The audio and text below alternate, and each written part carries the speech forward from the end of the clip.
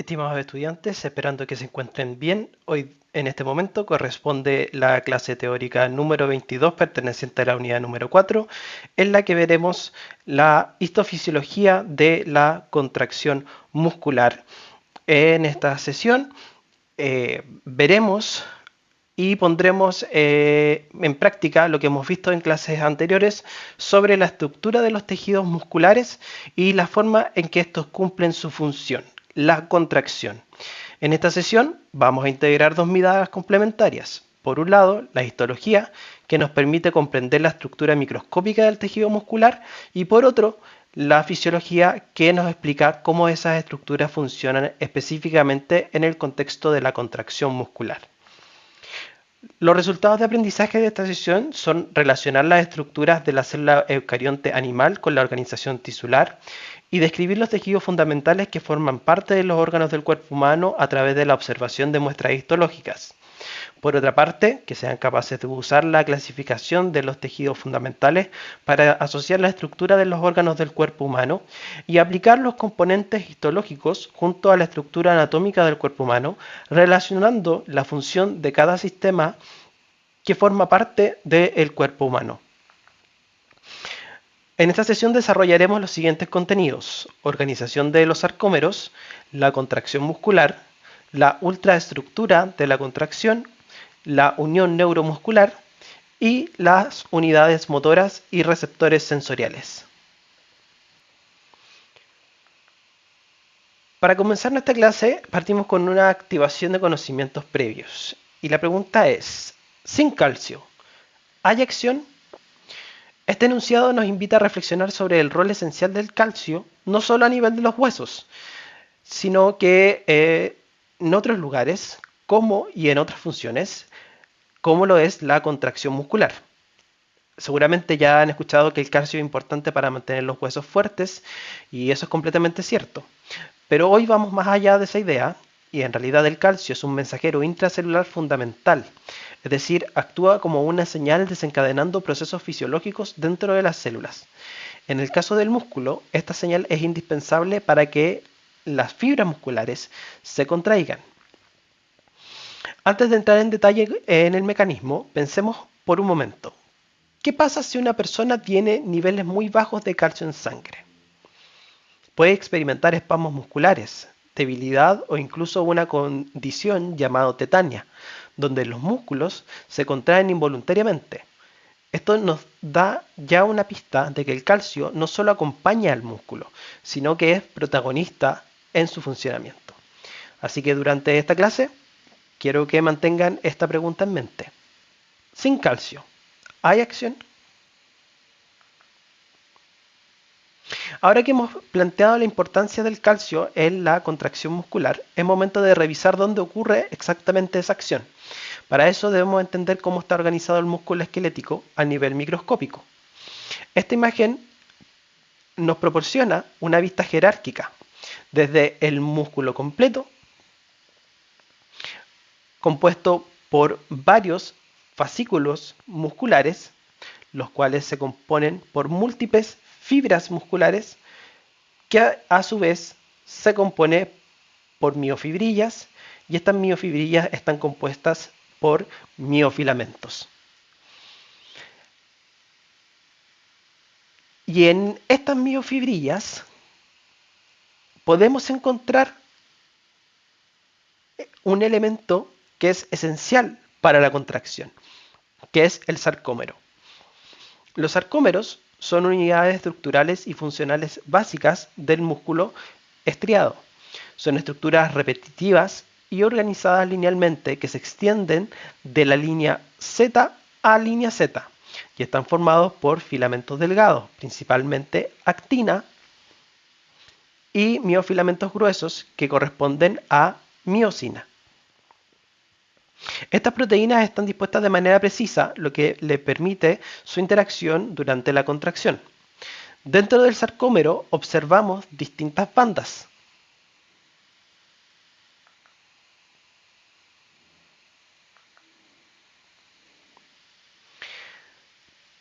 Partimos por la banda A,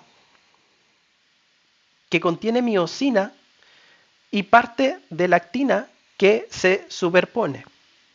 Por otra parte, la banda H es la región central donde solo hay miosina.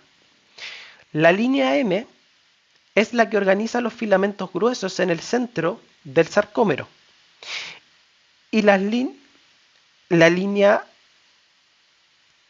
Z marcan los límites del sarcómero, en donde se anclan los extremos de la actina.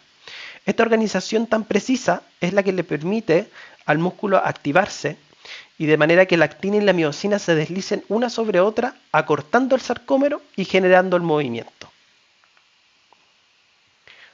Ya que introdujimos la idea del sarcómero como unidad funcional de la contracción muscular, veamos en detalle cada una de sus regiones. Partimos por la línea Z, que es el punto de anclaje de los filamentos delgados, es decir, de la actina.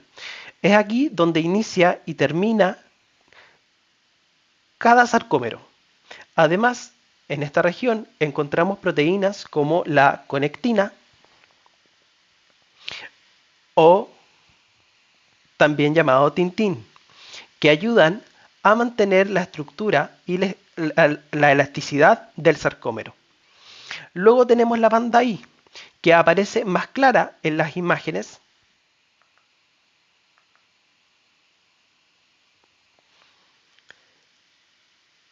de microscopía y está compuesta únicamente por filamentos delgados de actina. Es decir, aquí no hay superposición con miosina. En cambio, en la banda A, que aparece más oscura porque tiene filamentos gruesos de miosina y es en esta parte y en esta banda donde ocurre la superposición con actina. Esta es una zona activa durante la contracción, ya que es donde se da la interacción entre la actina y la miosina. En el centro de la banda A encontramos la banda H, que representa la región donde solamente hay filamentos de miosina, sin ninguna superposición con la actina. Y justo en el centro de todo esto está la línea M, donde se organizan y estabilizan los filamentos de miosina gracias a proteínas estructurales como la mimesina, la proteína M y la oscurina. En la imagen inferior pueden observar cómo estas bandas se reflejan en una preparación histológica real. Por ejemplo, podemos encontrar la banda A, las bandas I, las líneas Z,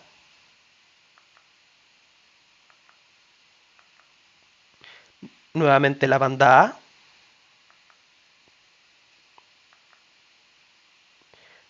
la línea M,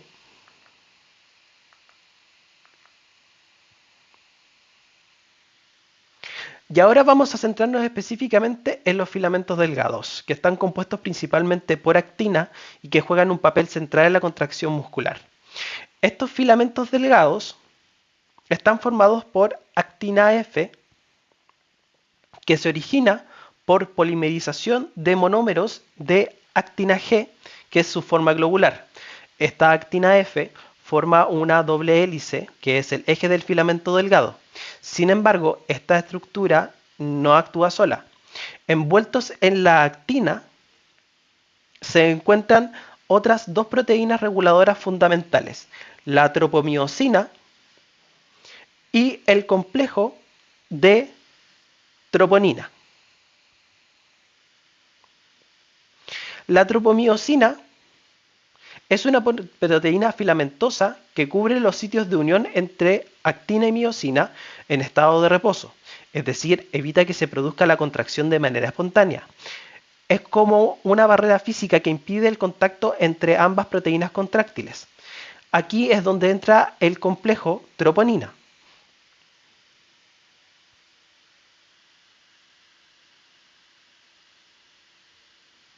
que está formado por tres subunidades con funciones específicas. La troponina T, se une a la tropomiosina, anclando el complejo al filamento de actina. La troponina I se une a la actina y tiene una función inhibitoria, reforzando el bloqueo que impide la interacción con la miosina. Y la más importante para el proceso de la contracción es la troponina C, que se une al calcio cuando éste es liberado al citoplasma durante la señal de contracción. Cuando el calcio se une a la troponina C, provoca un cambio conformacional en todo el complejo troponina-tropomiosina, lo que permite descubrir los sitios de unión en la actina y habilitar la interacción con la miosina. Este es el punto de partida para que se inicie el proceso de deslizamiento de los filamentos y por lo tanto la contracción. En esta diapositiva nos enfocaremos en los filamentos gruesos, formados por una proteína esencial para la contracción muscular, como es la miosina II. La miosina es una proteína motora con una estructura compleja. Cada molécula de miosina está formada por dos cadenas pesadas que se enrollan formando una cola y que se separan hacia un extremo donde forman cabezas globulares.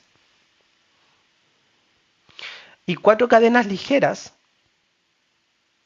dos cadenas ligeras esenciales o ELC y dos cadenas reguladoras o RLC que se asocian a las cabezas. Estas cabezas de miosina, también llamadas región S1, son las que tienen actividad ATPasa, es decir, pueden hidrolizar ATP para obtener energía y además contienen los sitios de unión a la actina, lo que les permite interactuar con los filamentos delgados durante la contracción. La miosina también se divide funcionalmente en dos regiones. La meromiosina pesada o HMM, que incluye la cabeza y el brazo de palanca o región S2, implicados directamente en el ciclo de contracción, y la meromiosina ligera o LMM, que forma parte de la cola y está involucrada en la formación del filamento grueso. En la parte superior derecha podemos observar cómo múltiples moléculas de miosina se ensamblan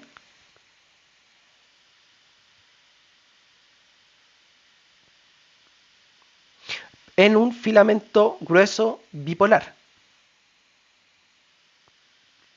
Este ensamblaje deja una región central sin cabezas de miosina, conocida como la zona desnuda. Esta zona se ubica justo en el centro del sarcómero, en la línea M, y cumple una función estructural, mantener la simetría del filamento. Las cabezas de miosina que emergen hacia los extremos son las responsables de generar la fuerza de contracción mediante la formación de puentes cruzados con la actina y el uso de ATP. Entonces, a nivel funcional, podemos resumir que la miosina II no solo es una estructura de soporte, sino que es una máquina molecular capaz de convertir energía química en trabajo mecánico y que su organización en los sarcómeros permite una contracción coordinada, rápida y eficaz.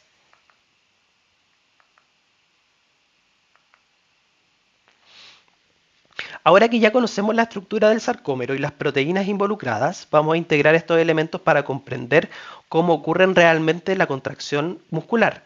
Este proceso se basa en la interacción repetitiva entre las cabezas de miosina y los filamentos de actina, a través de un ciclo conocido como el ciclo de los puentes cruzados. Este mecanismo es completamente dependiente de ATP y calcio, como lo indica en la caja roja de la diapositiva. Vamos paso a paso. Primero, la fijación de la cabeza de miosina a la actina. Cuando el calcio se une a la troponina C, la tropomiosina se desplaza dejando expuestos los sitios de unión a la actina. En este momento, la cabeza de miosina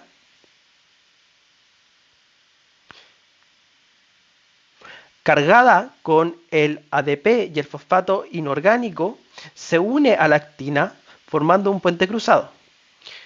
Número 2. Golpe de fuerza o power stroke. Una vez que se forma este puente, la miosina libera el fosfato, lo que desencadena un cambio conformacional en la cabeza de miosina, y este cambio provoca que la cabeza se flexione, desplazando el filamento de actina hacia el centro del sarcómero, y este movimiento es lo que genera la fuerza de contracción. Posteriormente viene la liberación del ADP tras el golpe de fuerza, en que ocurre la liberación del ADP y la miosina queda en un estado fuertemente unida a la actina. Luego viene el desprendimiento mediante ATP, en que para que la cabeza de miosina se libere de la actina, debe unirse una nueva molécula de ATP. Este paso es fundamental y aquí se entiende por qué la contracción no puede continuar sin ATP. Sin él, la miosina queda fija y como ocurre en la rigidez cadavérica. Posteriormente viene la reactivación de la miosina, en que el ATP es hidrolizado nuevamente a ADP y fosfato inorgánico, lo que recarga la cabeza de miosina, dejándola lista para un nuevo ciclo si el calcio sigue presente. Este ciclo se repite múltiples veces durante la contracción, lo que acorta el sarcómero y permite que el músculo se contraiga. La clave aquí es que todo es posible solo si hay ATP disponible y si el calcio ha activado la maquinaria contráctil. En la siguiente diapositiva podemos ver un video que resume el proceso de la contracción muscular. El tema de hoy es el mecanismo de la contracción muscular. Recuerda que la unidad funcional de la contracción del músculo esquelético se llama sarcómero. Tenemos el músculo esquelético que está formado por haces, los haces están formados por fibras y las fibras por miofibrillas. Esas miofibrillas tenemos dos tipos, las delgadas que son las actinas, el filamento delgado que es la actina y el filamento grueso que es la miosina. Recuerda, el sarcómero es la unidad funcional, se encuentra entre dos discos Z. Hoy vamos a ver el mecanismo de la contracción que es muy importante que lo sepas. Como puedes ver ahí, los filamentos delgados y gruesos. Veamos qué es lo que ocurre dentro. Los iones de calcio, que vas a ver en morado ya mismo, se unen a la troponina C. Estos son liberados por el retículo sarcoplásmico. Al unirse a la troponina, esta cambia de forma y provoca el desplazamiento de la tropomiosina. Este desplazamiento que estás viendo deja libre al sitio activo de la actina. ¿Para qué? Para que la cabeza de miosina se pueda unir. Recuerda que la cabeza de miosina debe ser activada antes de que el mecanismo paso a paso de la contracción empiece. Esto ocurre cuando el ATP se une a la cabeza de miosina y produce la hidrólisis. Se produce la hidrólisis de este ATP dejando ADP y un fosfato inorgánico. La energía liberada de la hidrólisis del ATP activa la cabeza de miosina. Entonces, la cabeza activada se une a la actina. Vamos a ver cómo se une. Mira, se une a la actina una vez que ya está activada y se libera el fosfato inorgánico. Esto produce que la unión se fortalezca. Se fortalece la unión. Y ahora viene el golpe de fuerza. El ADP se libera y la cabeza de miosina se desplaza. Es decir, la cabeza de miosina desplaza el filamento de actina hacia la línea media. Ahora, el cambio de ATP, ahora viene otro ATP, se une a la cabeza de miosina y la unión entre la cabeza y la actina se debilita cuando llega el ATP y se separa la cabeza. Pero después ocurre lo mismo, después se vuelve a activar la cabeza de miosina, el ATP, se produce la hidrólisis del ATP, dejando el ADP y el fosfato inorgánico, y la energía liberada reactiva la cabeza de miosina y se vuelve a repetir lo mismo. Este es el mecanismo paso a paso. Siempre, mientras los sitios de unión de la actina estén expuestos, esto se va a producir siempre. Mientras los sitios de unión de la actina estén expuestos, este mecanismo paso a paso va a seguir. Se produce la contracción muscular como estás viendo ahí. Ahora, ¿cuándo termina este mecanismo? Es muy sencillo. Cuando el calcio es bombeado de regreso al retículo sarcoplásmico, existe una bomba de calcio. Entonces, mira cómo se fue el calcio ahí. Entonces se vuelve a tapar los sitios de unión, la tropomiosina vuelve a su lugar original. Entonces la cabeza de miosina ya no tiene dónde unirse y se termina la contracción.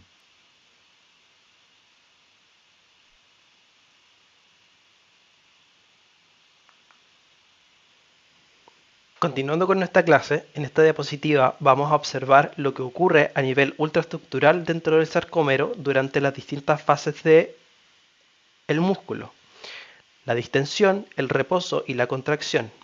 Esta es una integración visual que nos permite entender cómo se traduce la interacción molecular entre actina y miosina en un acortamiento físico del sarcómero.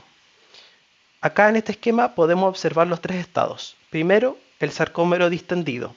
Ocurre cuando el músculo está estirado. Aquí notamos que las bandas I, que contienen solo actina, y la banda H, solo miosina, son más amplias. Las líneas Z están más separadas entre sí y hay poca o nula superposición entre los filamentos delgados y gruesos.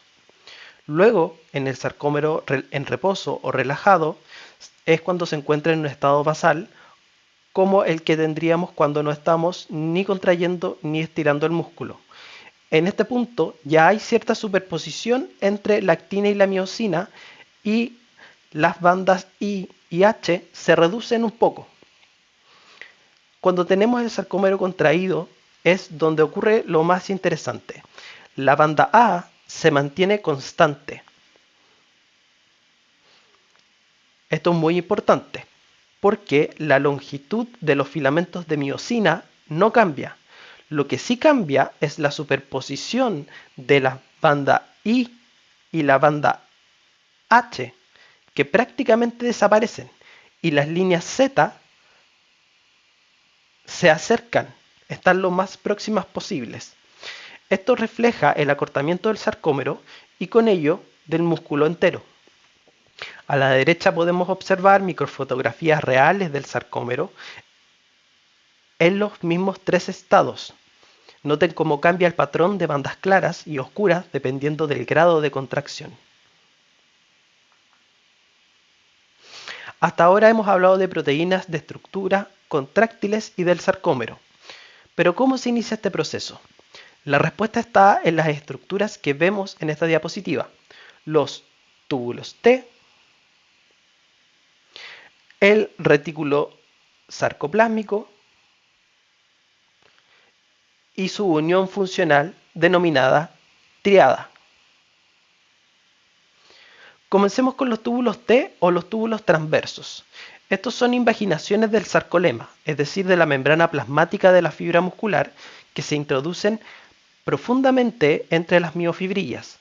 Su función es conducir rápidamente las señales eléctricas o ondas de despolarización hacia el interior de la célula muscular.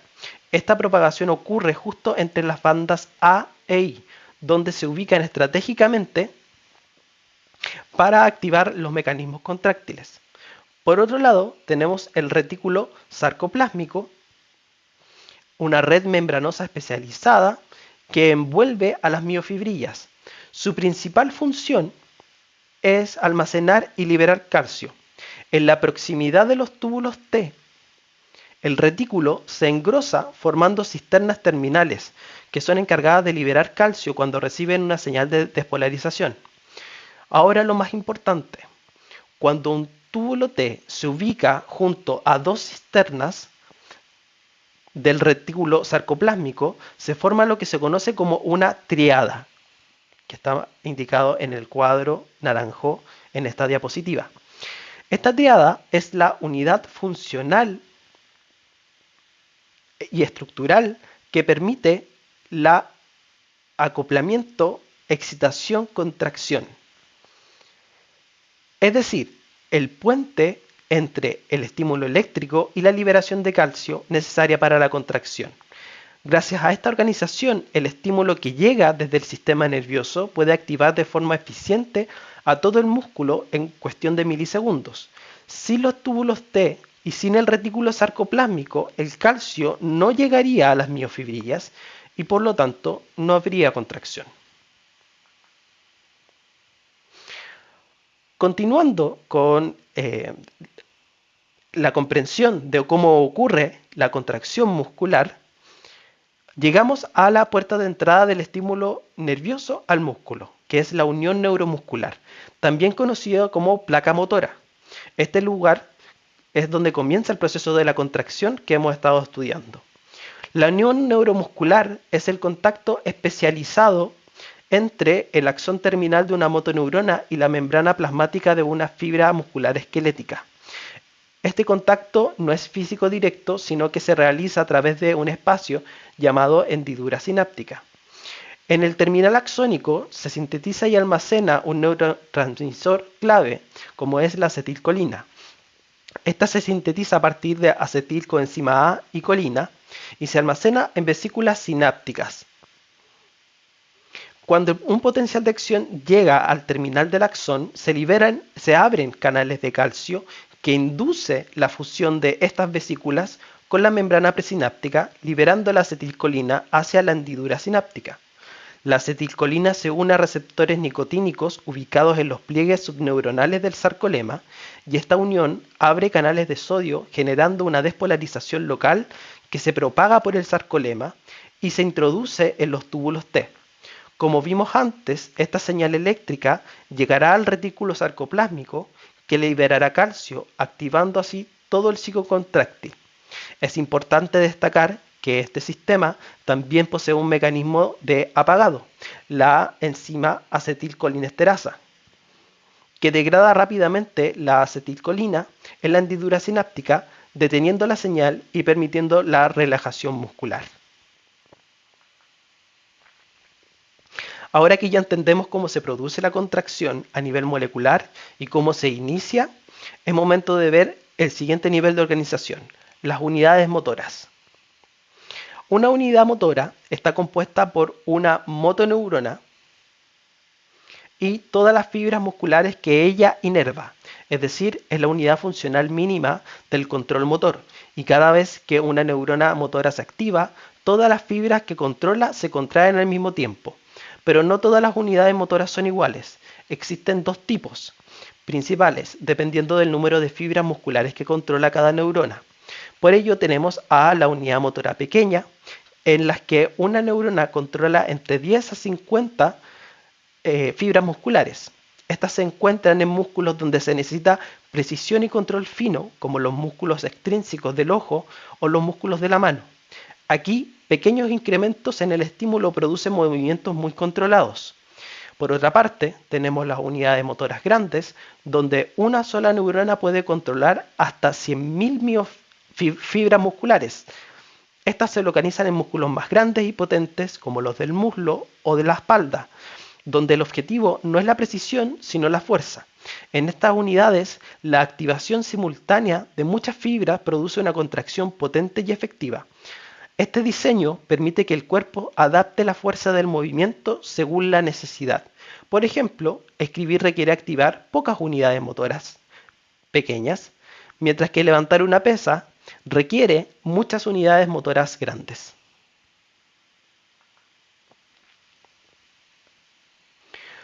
Continuando con nuestra clase, es fundamental que entendamos que el sistema muscular no solo ejecuta movimientos, sino que también es capaz de monitorearse a sí mismo.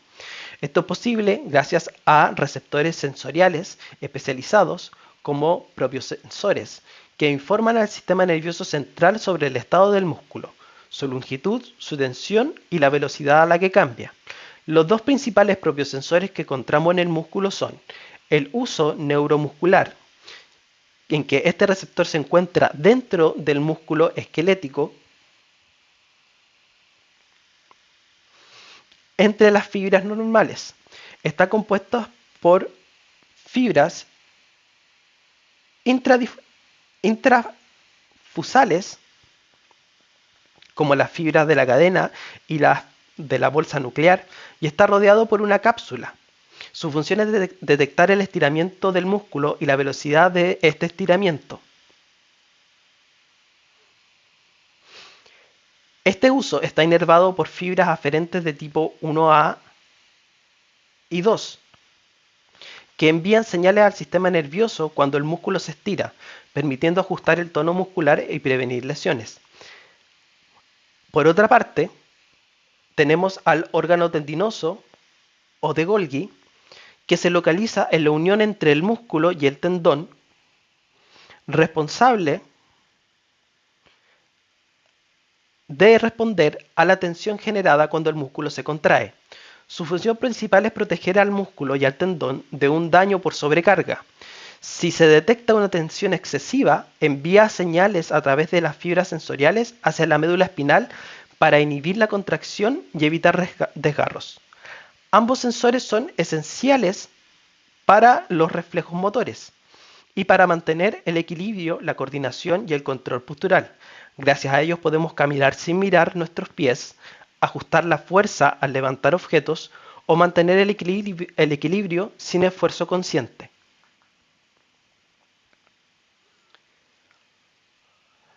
Viendo en más detalle el uso neuromuscular, que como vimos anteriormente corresponde a un propio sensor, el uso neuromuscular se encuentra envuelto en una cápsula de tejido conjuntivo y está compuesto por fibras vasculares finas llamadas fibras intrafusales. Estas fibras no participan directamente en la contracción que genera fuerza, como si lo hacen las fibras extrafusales, pero son cruciales para la detección de cambios en la longitud del músculo. Estas fibras intrafusales están inervadas por terminaciones nerviosas sensitivas o aferentes que penetran el uso. Las fibras aferentes más importantes son las de tipo 1A y 2, que responden al estiramiento muscular. Cuando el músculo se alarga, estas terminaciones envían señales hacia la médula espinal, lo que permite activar el reflejo de contracción que evita el exceso de estiramiento, lo que permite activar un reflejo de protección al músculo de lesiones y participa en el mantenimiento del tono muscular.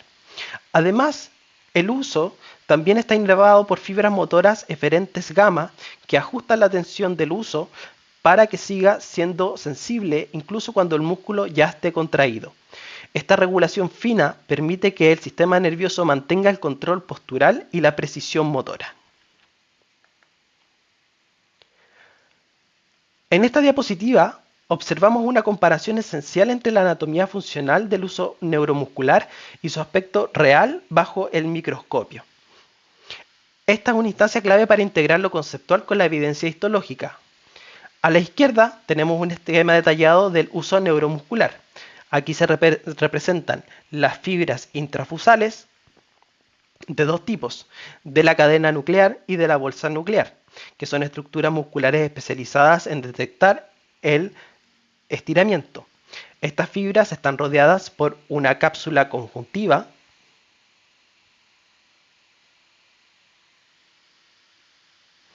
y en el interior de esta cápsula se encuentra un espacio subcapsular donde penetran las fibras nerviosas. Podemos ver claramente las fibras nerviosas aferentes tipo 1A y 2 que detectan el estiramiento y envían señales al sistema nervioso. También aparecen las fibras gamma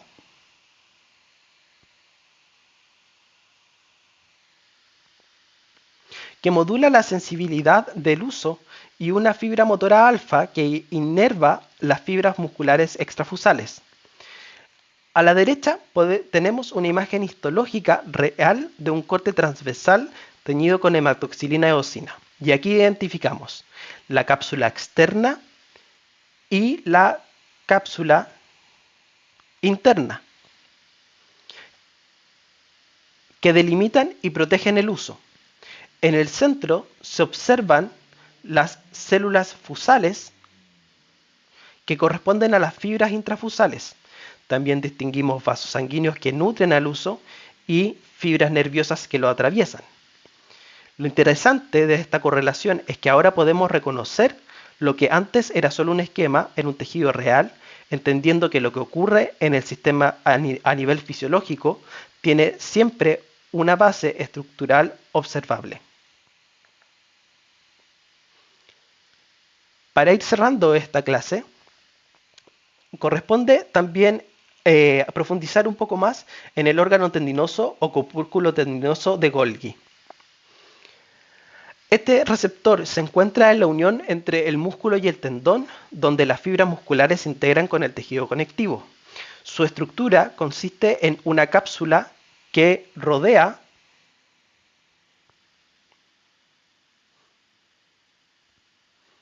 a los fascículos de colágeno del tendón, en cuyo interior se ramifican fibras nerviosas sensitivas. A diferencia del huso, el órgano de Golgi no responde al estiramiento pasivo del músculo, sino a la tensión generada por la contracción activa. Es decir, su activación ocurre cuando el músculo desarrolla fuerza y no tanto cuando se alarga. Funciona como un receptor de umbral alto, lo que significa que solo se activa ante tensiones importantes, y su función principal es proteger al músculo y al tendón de una sobrecarga que podría causar desgarros o rupturas. El mecanismo que sigue es el siguiente. Durante una contracción muscular intensa se genera tensión en el tendón. Esta tensión activa al órgano de Golgi, que envía señales inhibitorias a través de neuronas interneuronales como la motoneurona alfa, que lleva a tener como resultado una inhibición refleja del músculo, lo que provoca su relajación involuntaria. Y esta relajación involuntaria permite la elongación pasiva del músculo, reduciendo la tensión y evitando el daño estructural.